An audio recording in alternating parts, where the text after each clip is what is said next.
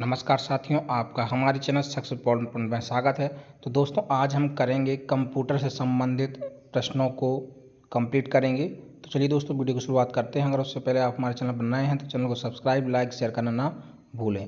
तो दोस्तों, हमारा पहला प्रश्न है, सर्वप्रथम स्टार्ट में कंट्रोल पैनल चुनने के बाद क्या चुना जाता है। अभी दोस्तों मैंने कुछ जो वीडियो आपको कराई हैं उसमें कंप्यूटर से रिलेटेड प्रश्न भी हैं और ये प्रश्न वहाँ पर आया भी था।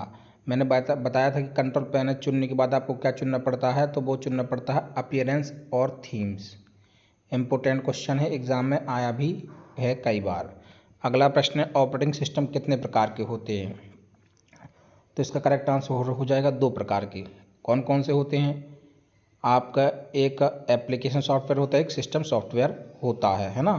चलिए अगला प्रश्न है हमारा, यूज़र अकाउंट बनाने के लिए सर्वप्रथम कहाँ क्लिक करना होता है। तो देखिए, अगर आपको यूज़र अकाउंट बनाना है तो डेस्कटॉप पर किस पे क्लिक करेंगे? स्टार्ट बटन, क्योंकि स्टार्ट बटन जो होता है उस पर क्लिक करते हैं तो बहुत सारी क्या है, पॉपअप विंडो खुलती है ना। तो वहाँ से आप अपने अनुसार चूज़ कर सकते हैं यूज़र अकाउंट। अगला प्रश्न है, माइक्रोसॉफ्ट विंडो क्या है। देखिए, माइक्रोसॉफ्ट जो विंडो होती है वो है आपको ऑपरेटिंग सिस्टम होती है ना। विंडो की बात हुई है तो ये ऑपरेटिंग सिस्टम होगा।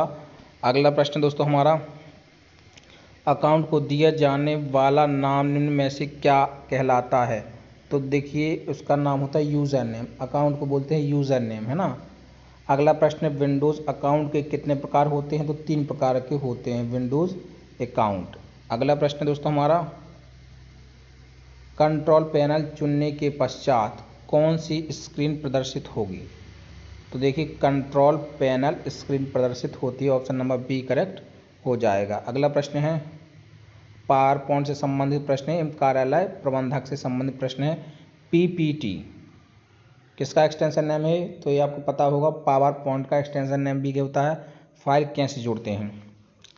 अब पीपीटी में हमें फाइल को कैसे जोड़ना है, उसकी प्रोसेस क्या है। तो दो, पहले इंसर्ट पर क्लिक करेंगे, फिर फाइल पर, फिर ब्राउज़र पर जाके फाइल को इंसर्ट कर सकते हैं।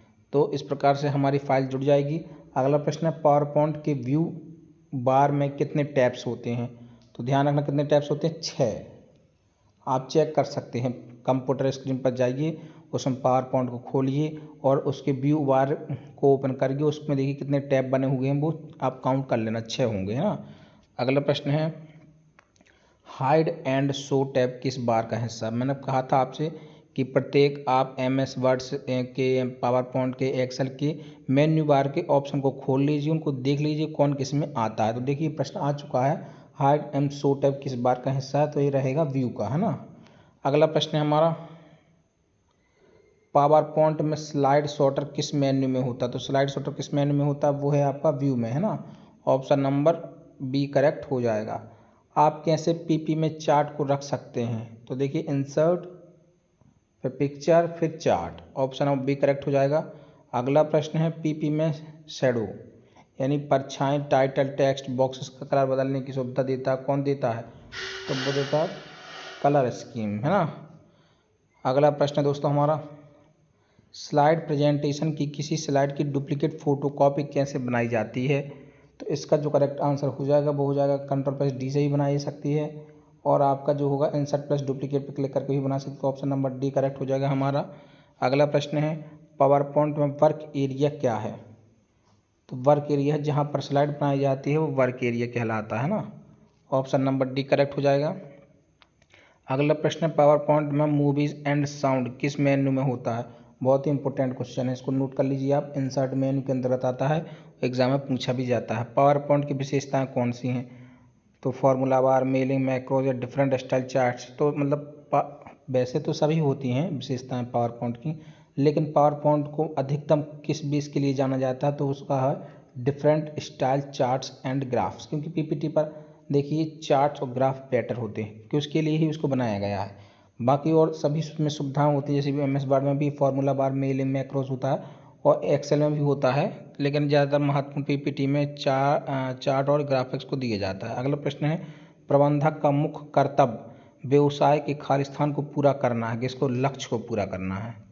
तो ऑप्शन नंबर डी करेक्ट हो जाएगा हमारा। अगला प्रश्न है motion path, very important question, note कर लीजिए।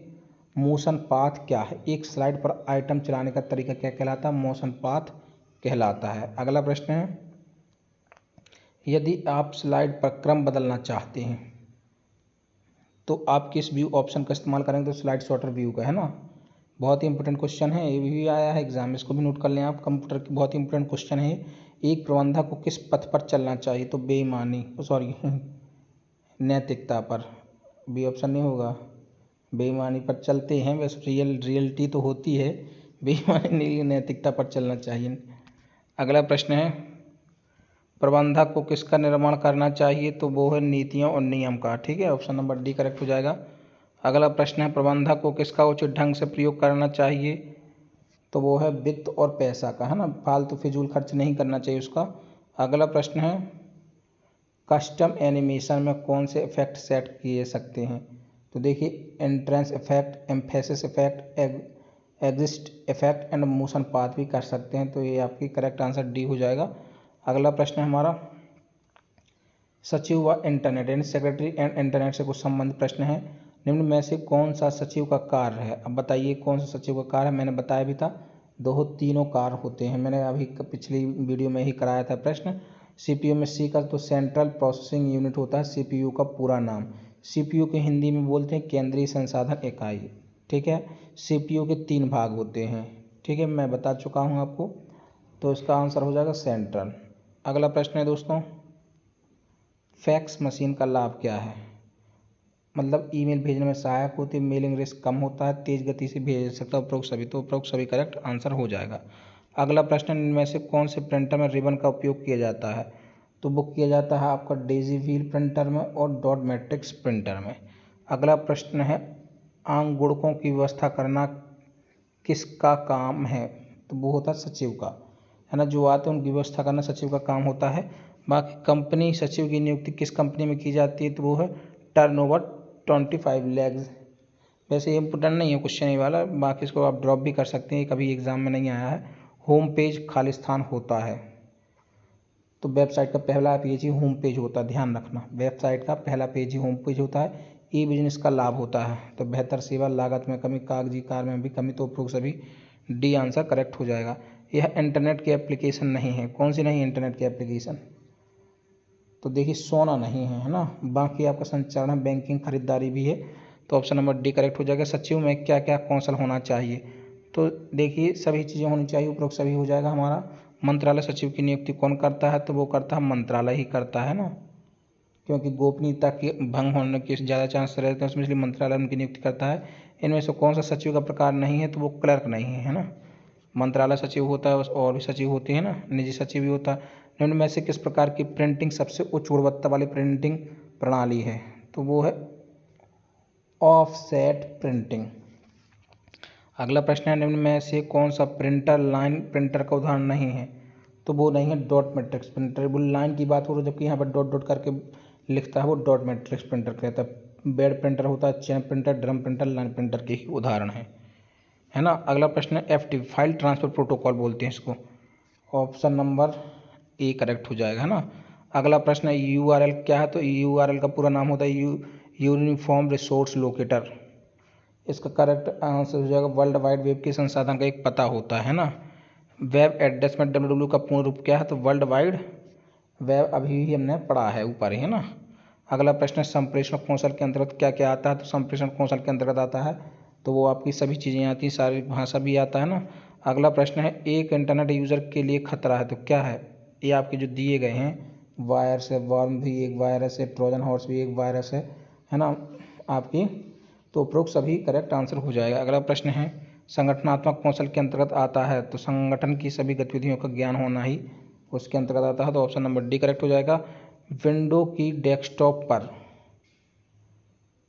विभिन्न अनुप्रयोगों व डॉक्यूमेंट को दर्शाया जाता है तो किसके रूप में दर्शाया जाता है विंडोज़ पर डेस्कटॉप पर? तो आइकन के द्वारा, छोटे छोटे चिन्ह बने होते हैं उनके द्वारा। निम्न में से क्या कंप्यूटर के हार्डवेयर पर चल के बाकी सॉफ्टवेयर प्रोग्रामों को प्लेटफॉर्म प्रदान करता है? वो ऑपरेटिंग सिस्टम। अगर ऑपरेटिंग सिस्टम ही नहीं होगा तो आप कोई प्रोग्राम चला ही नहीं सकते, है ना। अगला प्रश्न है,